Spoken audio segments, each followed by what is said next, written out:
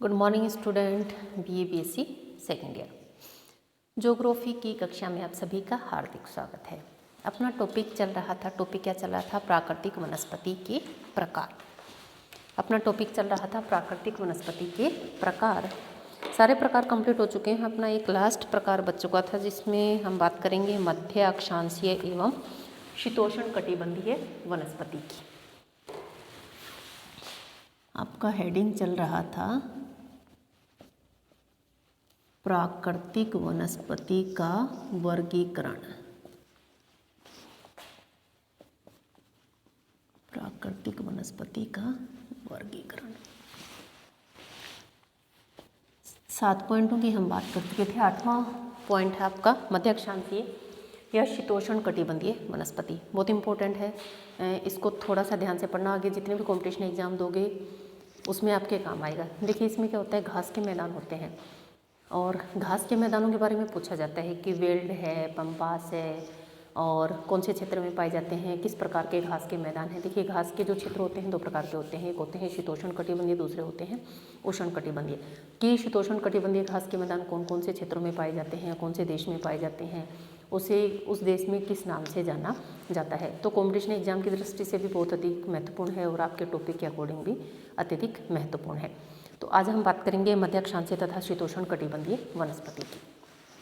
मध्य अक्षांशीय क्षेत्र में वनस्पति का जो विस्तार पाया जाता है दोनों गोलार्धों में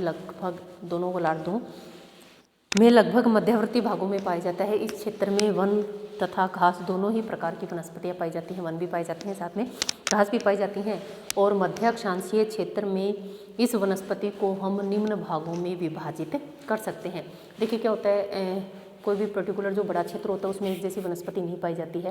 कहने को हम शीतोष्ण कटिबंधीय है या मध्य अक्षांश है, लेकिन उसमें अलग अलग प्रकार की वनस्पतियां पाई जाती हैं। जैसे हम मध्य अक्षांश में फर्स्ट बात करते हैं शीतोष्ण कटिबंधीय पतझड़ वन, दूसरा बात करेंगे शीतोष्ण कटिबंधीय कोणधारी वन, तीसरा बात करेंगे शीतोष्ण कटिबंधीय घास क्षेत्र। तो हम जो मध्य अक्षांशीय तथा शीतोष्ण कटिबंधीय वनस्पति है उसको कितने पार्ट्स में डिवाइड करते हैं, आगे 3 भागों में हम उसको विभाजित करते हैं। फर्स्ट बात करेंगे, फर्स्ट टॉपिक डाल लीजिए शीतोष्ण कटिबंधीय पतझड़ वन। फर्स्ट जो हमारा है शीतोष्ण कटिबंधीय वनस्पति का फर्स्ट पॉइंट हम लिखेंगे शीतोष्ण कटिबंधीय पतझड़ वन। इन वनों की अगर हम बात करें तो ये शीतोष्ण कटिबंधीय जो पतझड़ वन है महाद्वीपों के मध्यवर्ती भाग में शीतोष्ण कटिबंधीय क्षेत्रों में पाए जाते हैं। महाद्वीपों के मध्यवर्ती भाग में पाए जाते हैं और पाए कहाँ जाते हैं, शीतोष्ण कटिबंधीय क्षेत्रों में ये पाए जाते हैं। और अगर बात करें कि इनका विस्तार कहाँ कहाँ पाया जाता है तो उत्तरी अमेरिका है, पश्चिमी यूरोप है, चीन के पूर्वी भाग हैं और दूसरा हम क्या कहेंगे, चीन के पूर्वी भाग तथा जापान में शीतोष्ण कटिबंधीय पतझड़ वनों का विस्तार पाया जाता है। वनों का विस्तार देखो वैसे तो पाए जाते हैं महाद्वीपों के कौन से भाग में, पूर्वी भाग में, लेकिन शीतोष्ण कटिबंधीय क्षेत्र में जो भी महाद्वीप पाए जाते हैं उनके पूर्वी भागों में क्या पाए जाते हैं, शीतोष्ण कटिबंधीय पतझड़ वन पाए जाते हैं। बात करें उत्तरी अमेरिका महाद्वीपों की पूर्वी भाग की बात कर रहे हैं, पश्चिम यूरोप में, चीन के पूर्वी भाग में तथा जापान में, इन क्षेत्रों में इन वनों का विस्तार पाया जाता है। वनों का नाम क्या है, शीतोष्ण कटिबंधीय पतझड़ वन पाए जाते हैं। इस क्षेत्र में ग्रीष्मकालीन के देखिए शीतोष्ण कटिबंध क्षेत्र में स्थित है, सही है। कौन से क्षेत्र में स्थित है, शीतोष्ण कटिबंधीय क्षेत्र में स्थित है। तो ग्रीष्मकाल में जो तापमान है वह बहुत अधिक नहीं, उसमें बढ़ोतरी पाई जाती है। तो ग्रीष्मकाल के औसत तापमान की बात करें तो 21 से 27 डिग्री सेल्सियस, जितना हमारे यहाँ सर्दियों में तापमान रहता है उतना वहाँ किसमें, गर्मी के मौसम में रहता है। तो तापमान की बात करें, ग्रीष्म ऋतु के औसत तापमान की बात करें तो 21 से 27 डिग्री सेल्सियस तापमान ग्रीष्म ऋतु में पाया जाता है और शीतकाल का जो तापमान है 12 से 15 डिग्री सेल्सियस तापमान पाया जाता है। वैसे तो देखा जाए तो दोनों ही शीतकाल का तापमान है 18 से 20 नॉर्मल टेम्परेचर रहता है, जो हमारे कह सकते हैं दीपावली से पहले और होली के बाद का समय जो रहता है।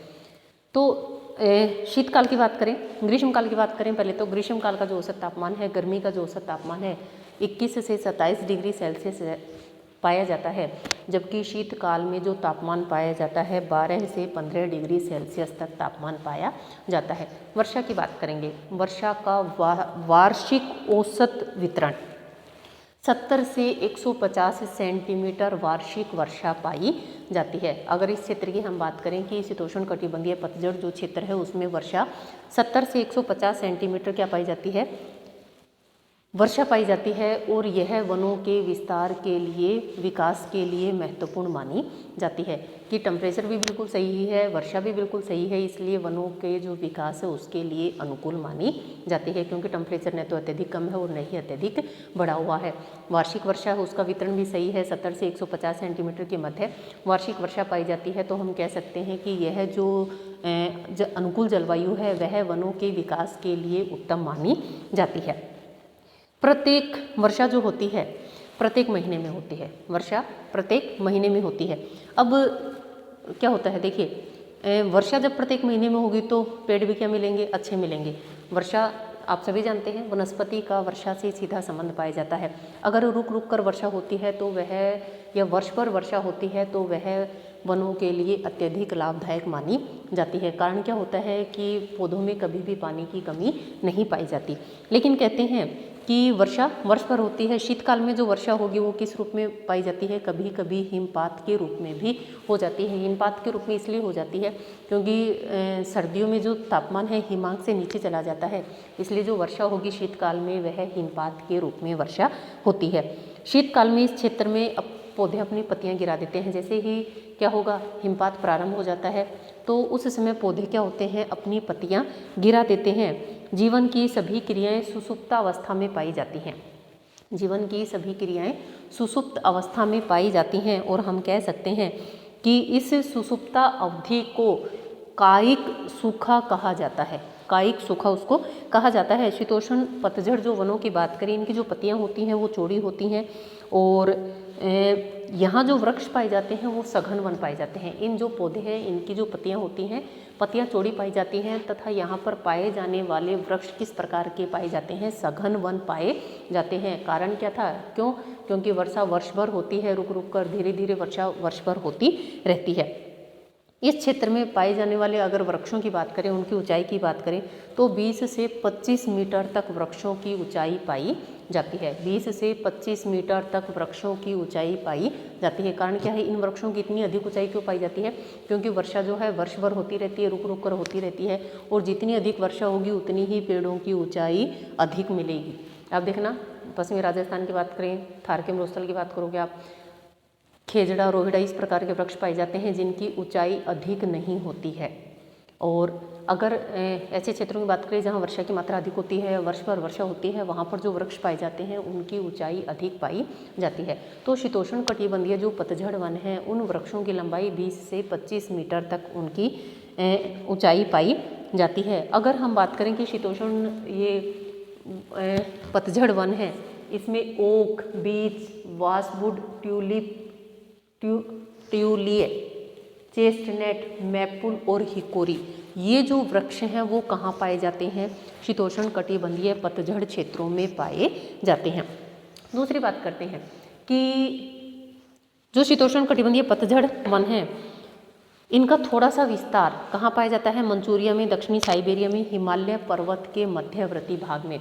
ये तो मुख्य क्षेत्र थे इनके, महाद्वीपों के पूर्वी भाग, उत्तरी अमेरिका, पश्चिमी यूरोप, चीन का पूर्वी भाग, जापान। लेकिन उसके अलावा अगर हम बात करें थोड़ा बहुत विस्तार इसका जो पाया जाता है हिमालय के मध्यवर्ती भाग में, दक्षिणी साइबेरिया में, मंचूरिया में, इन सभी क्षेत्रों में इसका विस्तार पाया जाता है। यहाँ पर भी इसी प्रकार की वनस्पति पाई जाती है, एस, एम, अखरोट, बीज, हिकोरी, भोजपत्र, बान, मोरू, तिलोय, यूकेलिप्टस आदि सभी वृक्षों की यहाँ पर प्रधानता पाई जाती थी। तो हमने किसकी बात करी, शीतोष्ण कटिबंधीय पतझड़ वनों की। शीतोष्ण कटिबंधीय पतझड़ वनों की। शीतोष्ण कटिबंधीय जो क्षेत्र होते हैं उसमें जो महाद्वीप स्थित होते हैं उसके पूर्वी भाग में ये वृक्ष पाए जाते हैं या ये वन पाए जाते हैं। मुख्य रूप से बात करें उत्तरी अमेरिका की, पश्चिमी यूरोप की, चीन के पूर्वी भाग की तथा जापान की। इसके अलावा मंचूरिया, दक्षिणी साइबेरिया और हिमालय के मध्यवर्ती भाग में भी इन वनों का कुछ मात्रा में विस्तार पाया जाता है। अब कौन कौन से वृक्ष पाए जाते हैं, ओक, बीच, बांस, बासवुड, ट्यूलिए, चेस्टनट, मैपल, हिकोरी, ये सभी यहाँ पर वृक्ष पाए जाते हैं। यहाँ पर जो वर्षा की मात्रा पाई जाती है 75 से 150 सेंटीमीटर तक वार्षिक वर्षा पाई जाती है। कारण क्या है, वर्ष भर वर्षा होती है और वर्षा वर्ष भर होती है तो वृक्षों की जो लंबाई है वह अधिक पाई जाती है। 20 से 25 मीटर तक वृक्षों की लंबाई पाई जाती है। एक कारण ये और है, वर्षा वर्ष भर होती है। ग्रीष्मकालीन का तापमान यहाँ पर अधिक नहीं रहता, 21 से 27 डिग्री सेल्सियस तापमान पाया जाता है, जबकि ग्रीष्मकाल का जो तापमान है 21 से 27 डिग्री सेल्सियस पाया जाता है। जबकि ग्रीष्मकाल के तापमान की बात करें 15 से 18 डिग्री सेल्सियस तक तापमान शीतकाल में पाया जाता है। लेकिन शीतकाल में कभी कभी तापमान हिमांक से नीचे चला जाता है। ये जो तापमान बताया मैंने आपको औसत तापमान बताया है। कौन से तापमान की बात करी है, औसत वार्षिक तापमान की बात करी है।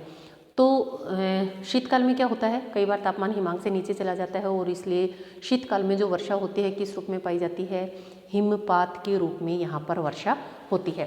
एक दूसरी बात और आती है कि पौधों के लिए यह विशेष रूप से उपयोगी मानी जाती है यह क्षेत्र। कारण क्या है, वर्ष भर वर्षा होती है और अनुकूल जलवायु पाई जाती है, इसलिए यहाँ पर पौधों के विकास के लिए अनुकूल दशाएं पाई जाती हैं। दूसरा एक कारण और भी है यहाँ पर कि जो वर्षा है वह वर्ष भर होती रहती है। तीसरा एक कारण और बताएंगे कि यहाँ जो जैसे ही सर्दियाँ प्रारंभ होती हैं शीतकाल में इस जो पतझड़ वन होते हैं ये अपनी पत्तियां गिरा देते हैं, इनकी पत्तियां चौड़ी होती हैं। दूसरी हम कह सकते हैं कि जीवन की सभी सुसुप्त जो जीवन की जितनी भी क्रियाएं हैं वो सुसुप्त अवस्था में यहाँ पर पाई जाती हैं। देखिए आपने ज्वालामुखी पढ़े होंगे, उसमें सुसुप्त अवस्था की बात करी होगी। वो अवस्था वो कि जैसे कोई भी ज्वालामुखी उद्गार है, अभी शांत है, कभी भी क्या हो सकता है, विस्फोटक हो सकता है। तो पौधों के लिए इस चीज़ का इन्होंने यहाँ उपयोग किया है कि वो जैसे ही सर्दी समाप्त हो जाती है उनमें नई कोपलें आना प्रारंभ हो जाती हैं। तो हम कह सकते हैं कि जैसे ही पौधे अपनी पत्तियाँ गिरा देते हैं तो एक जो बीच का जो सूखा समय आता है, क्योंकि पौधे क्या होते हैं अपनी पत्तियाँ गिरा देते हैं, तो उसको कायिक सूखा के नाम से इन्होंने जाना है। तो इन जो वृक्षों का विस्तार था मुख्य रूप से अमेरिका में, यूरोप में और चीन के पूर्वी भाग में तथा जापान में इनका विस्तार पाया जाता है।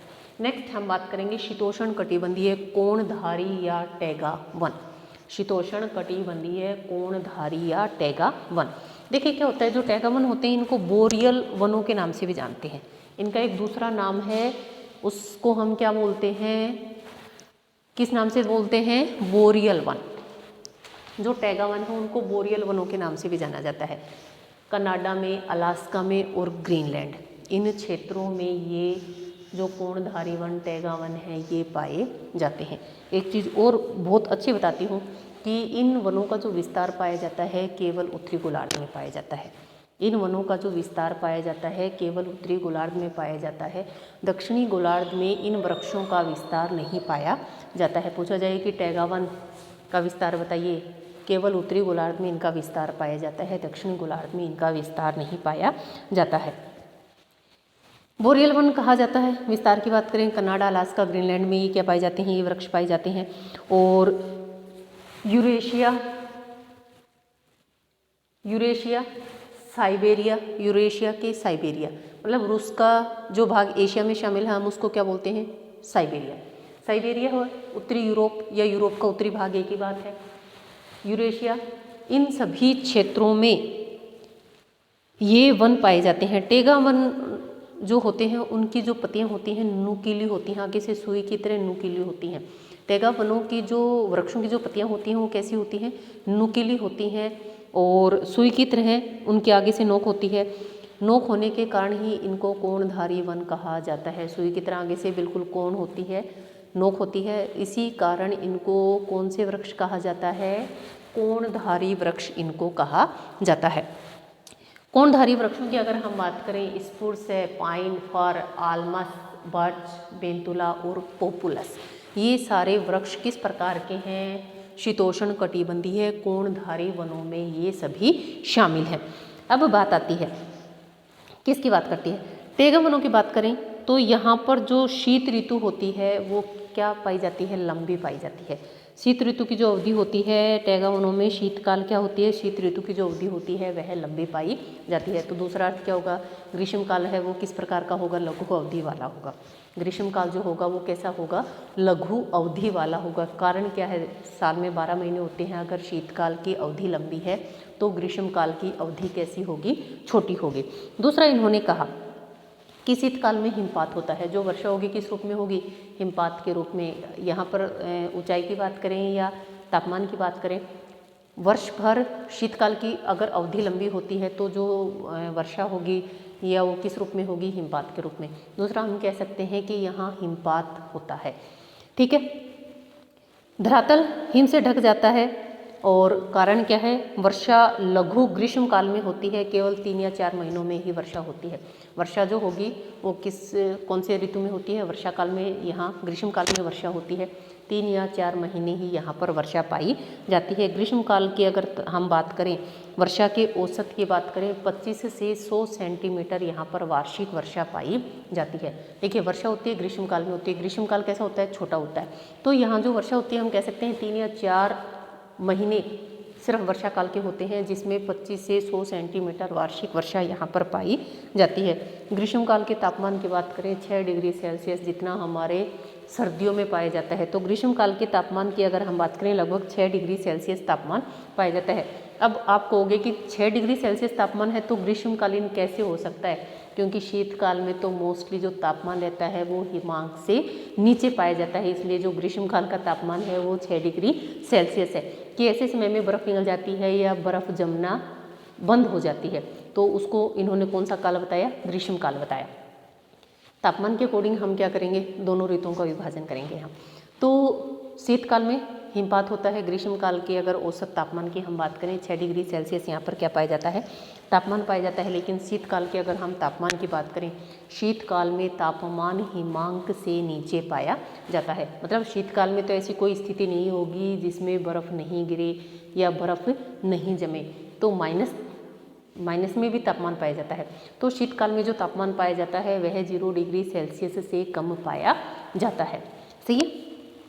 और यहाँ पर ऐसी वनस्पति पाई जाती है जो लघु समय में विकसित हो सके।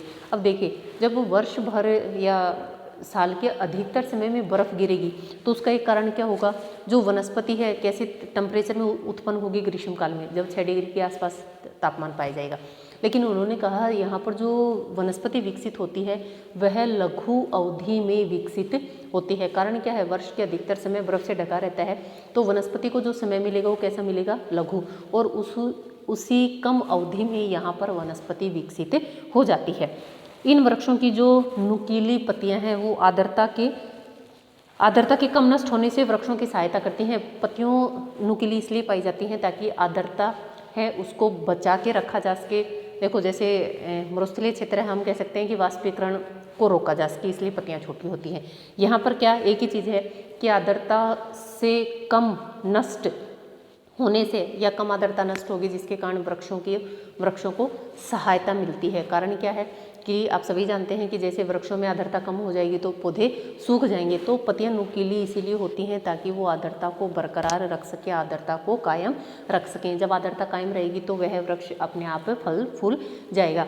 और यही कारण है कि यहाँ जो वृक्ष पाए जाते हैं उनकी पत्तियाँ आगे से नुकीली होती हैं, सुई की नोक की तरह होती हैं, जिसके कारण भी उन्हें कोणधारी वन कहा जाता है। वृक्षों का शंकुनुमा आकार जो होता है, वृक्षों पर जैसे ही बर्फ़ गिरती है, बर्फ़ वृक्षों पर नहीं रुकेगी और बर्फ़ कहाँ गिर जाएगी, नीचे गिर जाएगी। कोणधारी वन बिल्कुल कोण की तरह होते हैं, जैसे त्रिभुज होता है ना ऊपर से वैसे। तो लचीले भी होते हैं, पत्तियाँ छोटी होती हैं, न्यूक्लियर होती है। और आप सभी जानते हैं कि हिमपात होता रहता है। अगर हिमपात होता रहता है तो क्या होगा, हिमपात होने से जैसे ही पौधों पर बर्फ़ गिरेगी, पौधों पर बर्फ़ गिरने से वह क्या होगा, लचीलापन होने और आगे से नुकीले होने के कारण पौधों पर बर्फ़ नहीं रुकेगी और बर्फ़ पौधे से नीचे गिर जाएगी। देखिए, प्रकृति का भी अपना एक नियम है, जिस प्रकार का क्षेत्र होता है उसी प्रकार की वहाँ पर वनस्पति भी फलती फूलती है। अगर वहाँ पर इस प्रकार के चौड़ी पत्तियों वाले वृक्ष पैदा कर दे तो क्या बर्फ़ से वो पौधे टूटेंगे? नहीं, बिल्कुल टूटेंगे।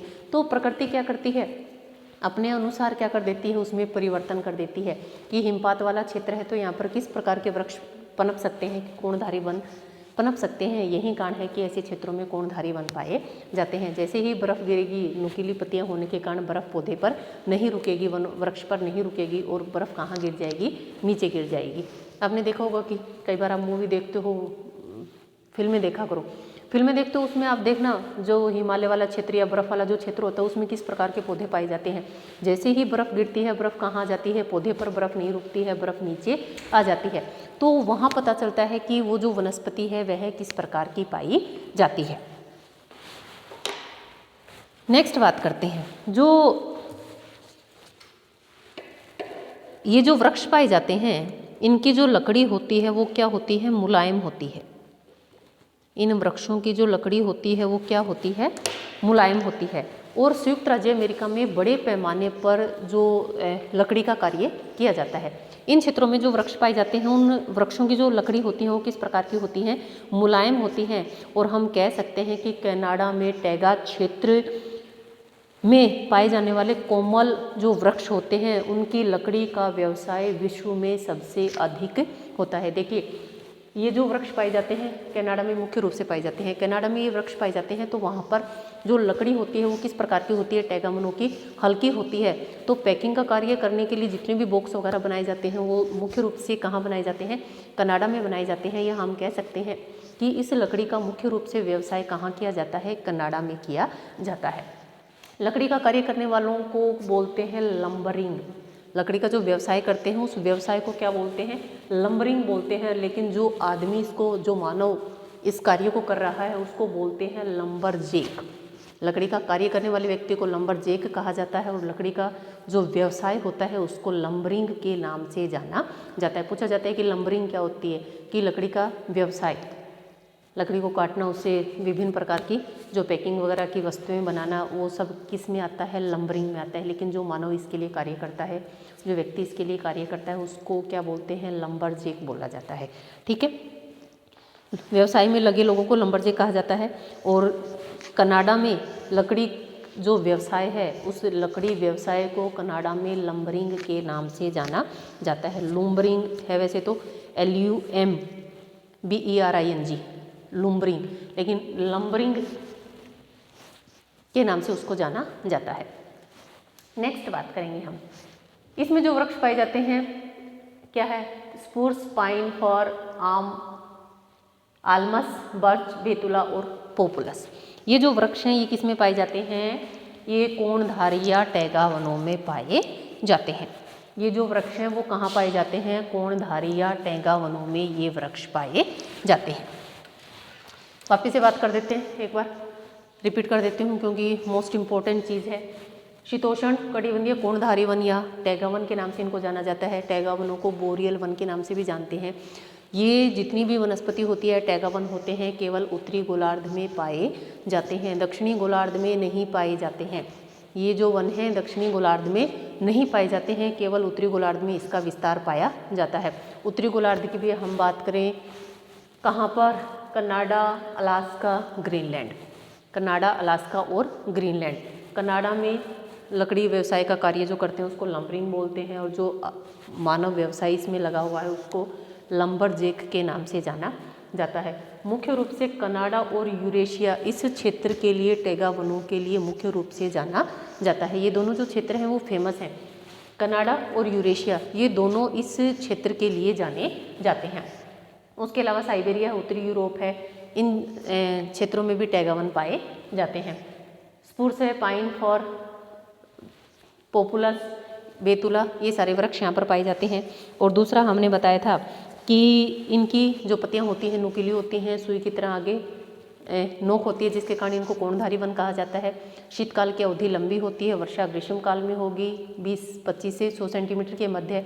और दूसरा जो शीतकाल की अवधि होती है लंबी होती है, ग्रीष्मकाल में 6 डिग्री सेल्सियस तापमान पाया जाता है, जबकि शीतकाल में तापमान हिमांक से नीचे पाया जाता है। इन पौधों की जो पत्तियां होती हैं नुकीली होती हैं, ताकि जैसे ही हिमपात होता है तो नुकीली होने के कारण उन पर बर्फ़ नहीं रुकती है और पौधे पर बर्फ़ नहीं रुकती है और बर्फ़ नीचे गिर जाती है। तो प्रकृति ने इस प्रकार की व्यवस्थाएं देती है कि जिस प्रकार का क्षेत्र होता है उसी प्रकार की वहाँ पर वनस्पति पाई जाती है। नेक्स्ट बात करते हैं, दूसरा इन्होंने कहा कि कनाडा में, यूरेशिया में मुख्य रूप से इस प्रकार के वृक्ष पाए जाते हैं। एक मुख्य कारण और बताती हूँ आपको कि जो कोणधारी वन होते हैं इनकी जो लकड़ी होती है वह काफ़ी कोमल, मुलायम, हल्की होती है, जिसके कारण इसका विभिन्न रूपों में उपयोग किया जाता है। कनाडा विश्व में लकड़ी उत्पादन में प्रथम स्थान रखता है। यह लकड़ी का व्यवसाय करने में विश्व में प्रथम स्थान रखता है। और यहाँ पर जो लकड़ी का व्यवसाय किया जाता है उसको लंबरिंग, तथा जो मानव इसमें क्या है संलग्न है उनको लेम्बरजेक के नाम से इसको जाना जाता है। आज की इस क्लास में इतना ही, नेक्स्ट क्लास में बात करेंगे। आज का क्वेश्चन सुनिए, बता दिया जाए। कोमल वृक्षों की जो लकड़ी का व्यवसाय किया जाता है, यह टैगा क्षेत्र में पाई जाने वाली लकड़ी का व्यवसाय करने में विश्व में प्रथम स्थान कौन से देश का है। ठीक है। दूसरा आप बताएंगे लंबरिंग क्या है। नेक्स्ट क्वेश्चन बताएंगे बोरियल वनों में या जिस क्षेत्र में ये वन पाए जाते हैं उसमें ग्रीष्मकालीन तापमान कितना पाया जाता है। ठीक है। और एक क्वेश्चन और कमेंट करके आप मुझे आंसर देंगे कि पतझड़ वन, जो पतझड़ वन है मुख्य रूप से महाद्वीपों के कौन से भाग में पाए जाते हैं। ठीक है। या पतझड़ वनों में कौन कौन से वृक्ष शामिल हैं, इन सभी का आप मुझे कमेंट करके आंसर दें। आज के लिए इतना ही, धन्यवाद। मिलते हैं अपने बचे हुए टॉपिक के साथ घास क्षेत्र में।